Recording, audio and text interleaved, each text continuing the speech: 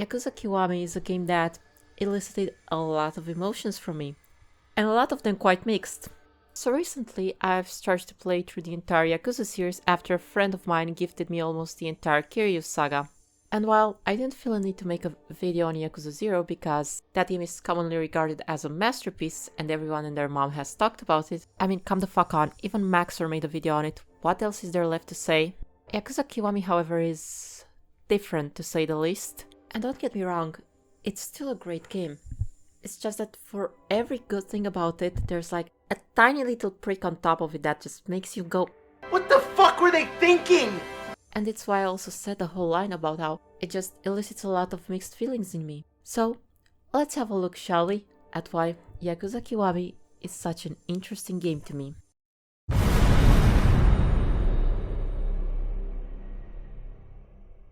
The plot of Yakuza Kiwami is dated, honestly.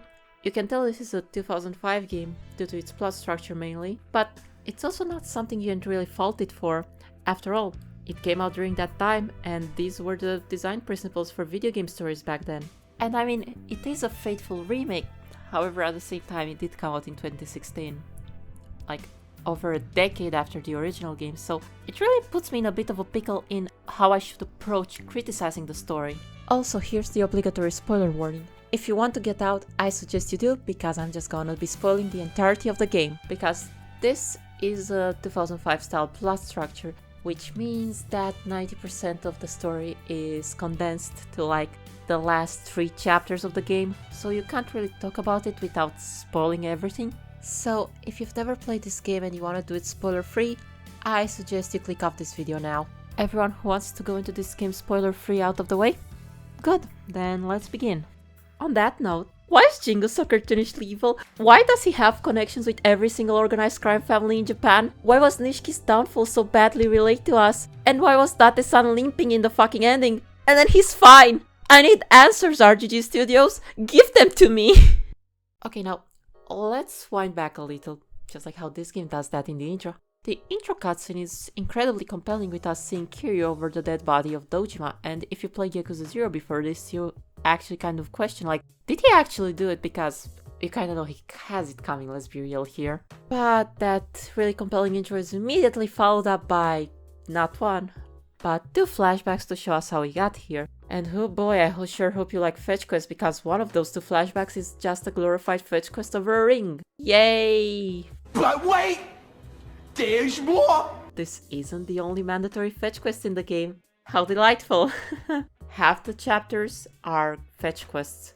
So yay! Again. However, whenever the game isn't sending you down the road for some arbitrary fucking fetch quests, it's so fucking good. Kiryu crashing the funeral of the 3rd chairman, the assault on the White Lotus hideout, defending the ship against Shimano's... oh wait, actually no, that one kind of sucked. And obviously the assault on the Millennium Tower in the ending are all fantastic set pieces that really make you wonder, what were they thinking with all those fetch quests? And I'm not saying a game shouldn't have downtime. Obviously, it can be a powerful tool for enhancing the big action set pieces, but it's more so about the downtime they chose here, as it is a rather poor implementation of it. And that mostly comes down to just how pointless a lot of these fetch quests end up feeling. Let's take the last fetch quest in the game, for example. Towards the end of the game, it is required for us to get into a very exclusive bathhouse, and to do that we need a membership card. Where do we get that card? From a hostess at Club Shine. She'll part with it if we get her a fake passport, which, you know, it's understandable, a favor for a favor. All's good so far. So how do we get a fake passport? Well, we're told that another hostess at the other club accessible by the player has information on a person known as the Forger.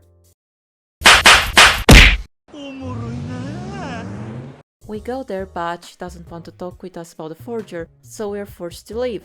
But as we leave, a group of men walks in and assaults the hostess before she's rescued by the bartender, and they leave for public park number 3. What the dog doing? So we go there, we find them, and we fight a group of men in order to save them. After giving those guys several lifelong disabilities, we finally are able to talk with them and find out that the bartender was in fact the Forger, so she tells us to meet her back at the club. Amogus. So we go back to the club and she gives us the passport and some exposition that will be relevant in the ending. So finally, we can make our way from Jewel to Shine to hand over the passport and get our membership card. Only not really, because while we are away on our fetch quest, the hostess gave away the membership card to a guy at the MEB. And for those unfamiliar with the map of Yakuza Kiwami, the MEB is right next to Jewel. So we've went through all that for nothing.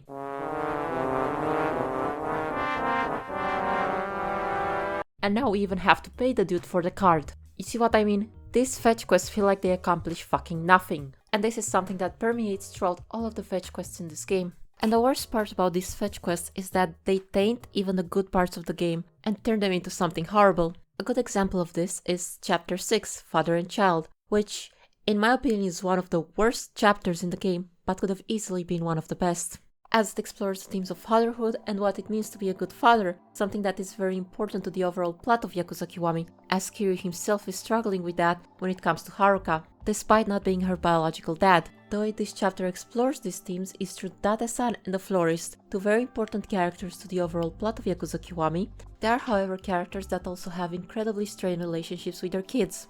This chapter gets ruined by the fact that it's basically two poorly linked together fetch quests at the end of the day. So because of this, one of the most potentially thematically rich chapters in the game gets presented to us in one of the most convoluted and disjointed ways possible. And speaking of disjointed, Nishikiyama's story in this game is rather poorly told, if I'm being honest. However, it is a rather compelling story, and it does make you feel sorry for him and understand why he fell to the dark side. You truly feel for the dude and you understand why he became the way he did. But that doesn't excuse how poorly paced his story is, with flashbacks appearing at the start of some chapters and others not, and also the fact that every now and again he'll show up, do something, and then disappear for another few chapters. I must also admit that I don't think I'd be sold on Kiryu's and Nishikiyama's relationship if I hadn't played Yakuza 0 beforehand, as I don't feel this game does a good enough job of establishing their existing friendship. All in all, my entire time playing the game, I felt like his presence as a villain was being undercut by poor pacing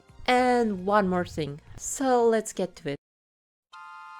Jingu is such a fucking goofy-ass character for all the wrong reasons. He is quite honestly a Saturday morning cartoon villain. It's like this man has no motivation in life other than being evil.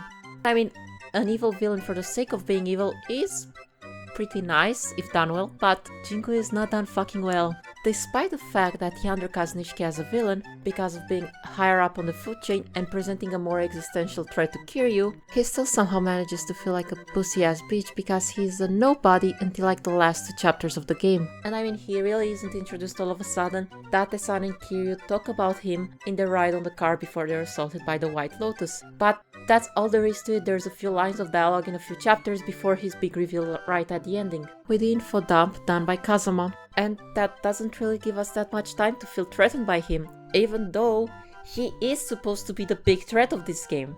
He manages to undercut Nishiki as a villain while also sucking so much as one. It is kind of impressive until you consider the way he was handled and the fact that it's fucking Jingu. And then there's his boss fight, and holy fucking shit is his boss fight bad. He just stands there and shoots you while he has two of his goons fucking come at you, which really shows just how pathetic of a man this guy is. Again, he fucking sucks. And honestly, I was about ready to slam this game for having a terrible ending until I realized we still haven't fought Nishiki, so I guess that's coming after him. And thank the Lord he did.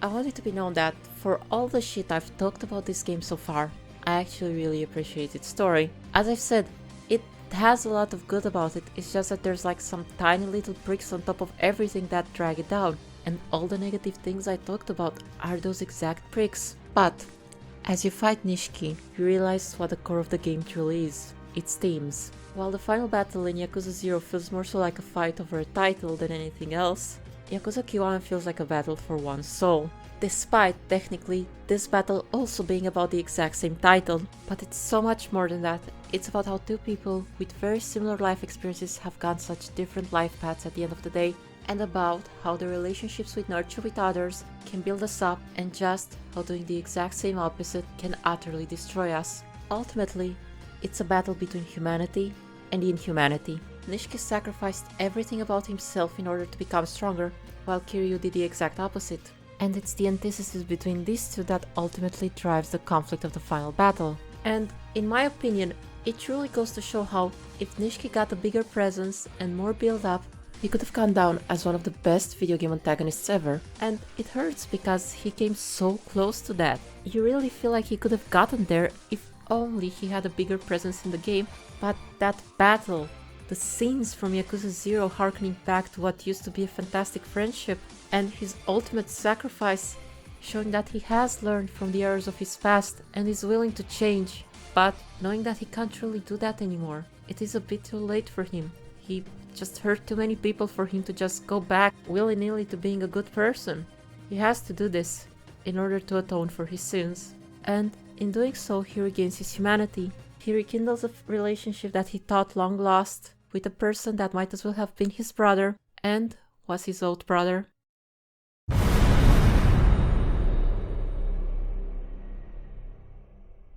Now let's get to the gameplay, and honestly, it's just as much of a mixed bag as the story, but not for the reasons you'd think I'd say. A lot of Yakuza Kiwami is based off of the engine of Yakuza 0. Because of that, a lot of gameplay elements are taken straight from that game, such as minigames, enemy AI, and even the style switching mechanic that was present in that game. So let's start with that, shall we? And I have to say, mechanics wise and especially the style system, it is greatly improved compared to Yakuza 0. Once you sink a few upgrade points into the trees, you can change styles so easily. It really gives the combat that DMCH, like you do a finishing blow, style change. You do a quick step, style change. You take damage, fuck it, style change. And that comes with the extra addition of not having to go into the pause menu to change to the dragon style, which is such a welcome change. It makes the other styles far more relevant, even if the dragon style is still the most powerful. And it's not only the fact that you can change more easily to them that makes them relevant, but there is another aspect as well. During boss fights, the bosses will sometimes take a knee and start healing.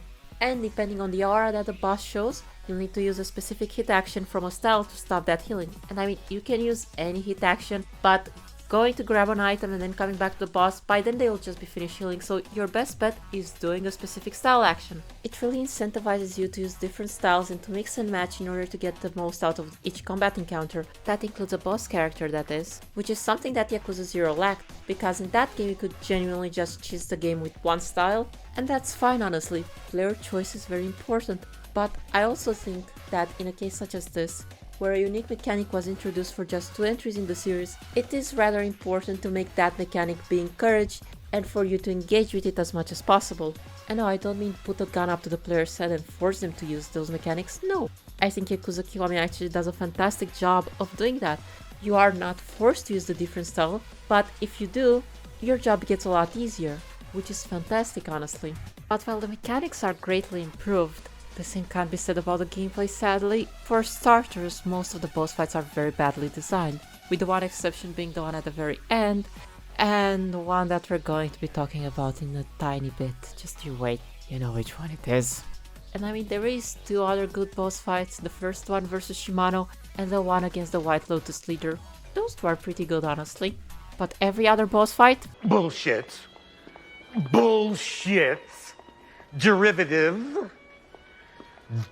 That I love. I absolutely love. And besides that, normal enemies seem to be a lot more aggressive, which honestly I like in random street fights and enemy encounters during the story. However, it definitely hurts your experience during boss fights, as you can't really focus on the boss while you're getting ass blasted by 7 different guys. So you know, that's a bit of an issue. But for another improvement that was done over Yakuza 0, I'd say the upgrade system is definitely one, both for the dragon style and the general style. We'll start with the general styles because we can leave the dragon style for later, as it will tie into something else in a bit.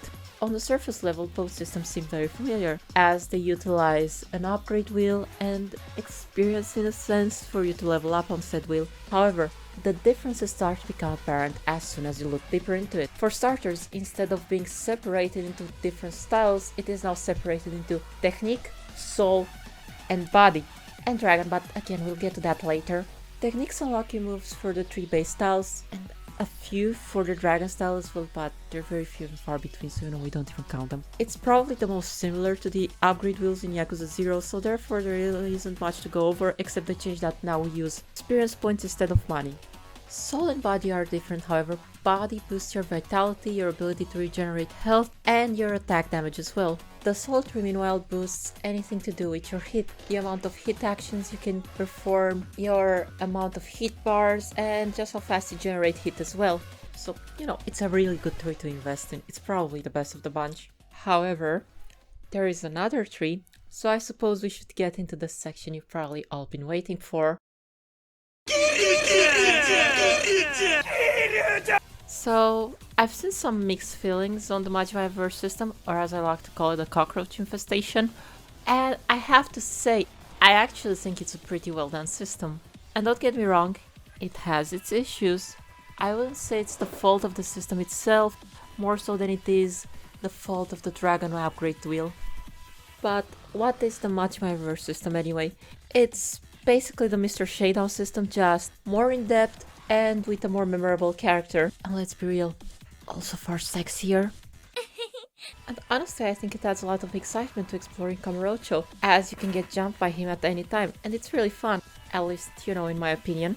The premise for the system is that Majima wants to fight Kiryu at full strength, as he feels that after 10 years in the joint, he kind of became a fucking pussy. So therefore he's just going to annoy Kiryu into becoming stronger. And not going to lie, after playing Yakuza 0, I was really looking forward to that because I wanted a fight between these two. And I didn't get that. But hey, this game delivers. In spades, honestly. And hey, he's basically 4 boss fights in one, as he uses different styles each time you fight him. But what about the bad? Well, to start off with the counter criticism, the one that he is way too overbearing. Say I don't agree with it, I'm just mentioning it here and why I don't agree with it. So there's only 3 attacks that are truly unavoidable for him and just seem to happen at random. But they do have some designated spots, and hey, if you don't want to meet him, those being the one where he shows up behind you, the one where he drops on top of your head, and the one where he comes out of a manhole cover. Everything else is easily avoidable and you can just walk another route or just don't interact with the objects he's hiding in. But let's talk about the actual bad aspects. So because Majima wants to fight Kiryu at full strength, you'll need to upgrade his dragon style in order to do that. And the way you do that is by fighting Majima over and over again. And that's not really the issue with it, because I think it's a really neat upgrade system and way better than the way you unlock the legend styles in Yakuza 0. However, it really becomes apparent that this system wasn't designed that well once you get to the halfway point of the upgrade tree. Because for certain upgrades, you need to fight a certain type of Majima. And as you fight Majima more and more types of Majimas unlock. And the Majima that spawns on the street is completely random. So late game, trying to hunt for certain Majimas will just be you loading in and out of an area trying to find that one specific Majima and praying to God that it's not any of the others. To mention that one of the upgrades is entirely random because you need to have Mad Dog Majima break into a fight, and it's so rare. I only had it happen 2 times in my 34-hour playthrough. And the whole hunting for Majima's part really takes away from the spontaneous joy that this system should have brought and probably was intended to bring. Because you don't meet Majima randomly on the street, you actively look for him so that you can fight him and become stronger. And not to mention it affects other parts of your upgrade tree as well in the Dragon style, as one of the Komaki trainings is tied to the Majima Verse system. So if you fill out the gauge for a certain part of the story and Majima went away for a while, then you can't do that training until he appears on the streets again. But other than that, the Majima Verse system is fantastically well done. It is incredibly funny, it gives a lot of depth to Majima. It's just that the upgrade system itself was poorly thought out. But I think that's it for the gameplay section. Let's move on to the final one before the conclusion.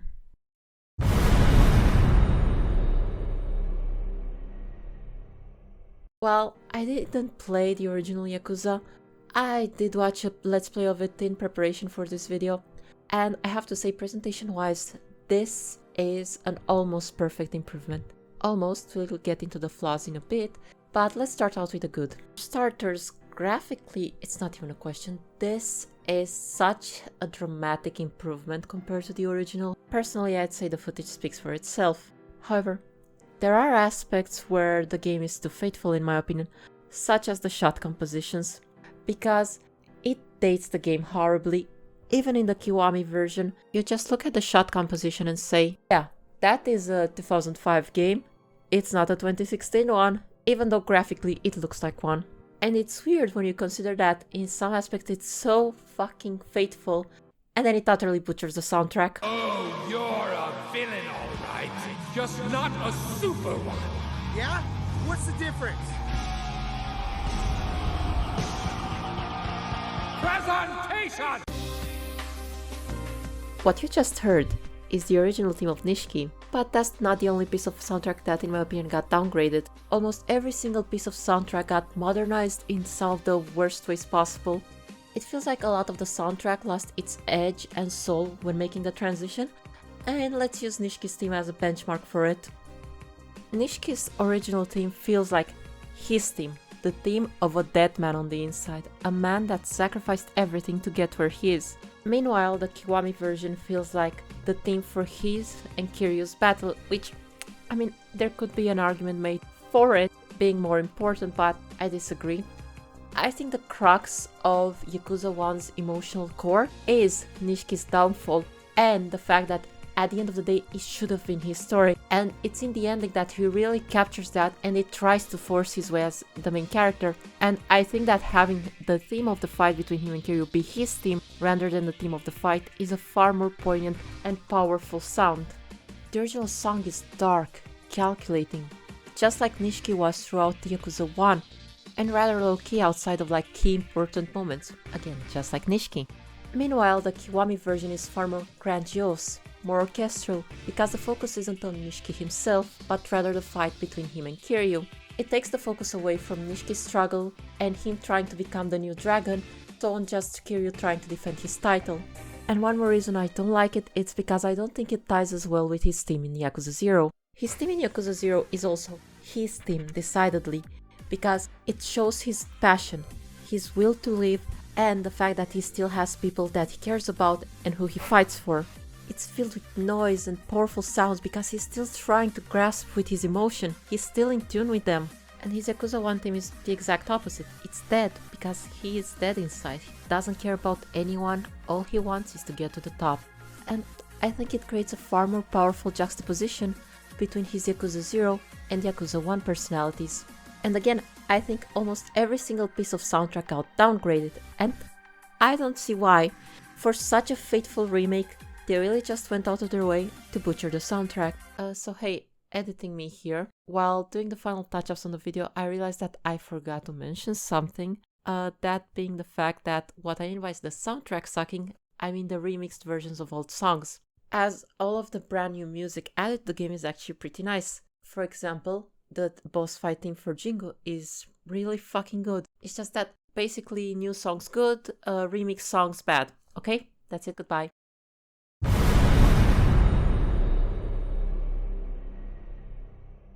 So, to conclude, despite all the mixed feelings I have on the game, I still came out of it feeling really positive about it. I mean, go figure, it's a pretty good game. Sure, there's some really bad writing here and there, there's some really questionable gameplay decisions, even if the mechanics are really solid, and there's this really weird decision to just butcher the game's soundtrack, but man, I kind of don't care at the end of the day. This was just an enjoyable ass game, which there honestly should be more of. And it's not just enjoyable, it also has a lot of heart and strong themes, so yeah, it's a good game. If you want to play it, do play it. Even though I spoiled 90% of it, but oh well, I did warn you about that. And it just really makes me excited to play the rest of the series and eventually review them as well. So oh yeah, if you like this, you can subscribe if you want to see like me reviewing the rest of the series, because I'll probably be spending the next few months just playing through them and reviewing them, and maybe even streaming it. So hey, you know, plugging shit now. Twitch in the description if you want to watch that. I don't know. If you want that, it's your choice. But hey, even if I don't see you in the streams or even the next YouTube video, I hope you at least enjoyed this one. And even if you didn't, I don't know, call me a bellend or something in the comments. Your choice. So, I guess that's it. That's the video. So, I will see you next time, hopefully, and bye-bye. 10 years in the joint made you a fucking pussy.